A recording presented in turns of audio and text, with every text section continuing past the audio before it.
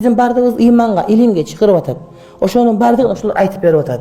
Birine окшобойт, бирок барын түбү келип эле адамдарды террорист болгула, бирөөнү өлтүргүлө, бирөөнүн жерин тартып алгыла, андай кылгыла деген жер жок. Канткенде адам уулу адам болот.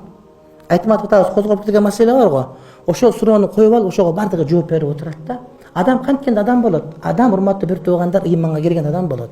Имандын фазилетин, анын келүүнүн жолдору, имандын таказасы, ла илаха иллалла Мухаммад Расулуллах деген сөз, келме, онун баасы, кадыр баркы, аны бузуп кое турган нерселер, аны сактап кала турган нерселер жөнүндө кеп болуп атат аерде. Андан башка сөз жок. Ал жерде урматтуу бир тууганым, ла илаха иллалла Мухаммад Расулуллах дегендин чыныгы мааниси кандай? Ушул жөнүндө кеп болуп атат урматтуу бир тууганым. Ал жерде намаз, намаздын пайдасы, намаз окуй койгондун зыяны, акырет, намаз окуган адамдар кандай бир жамандыкка жолугат, ушуну айтылып атат ал жакта. Ошол жерде урматтуу бир туугандар, адамдарга илим жөнүндө айтылат.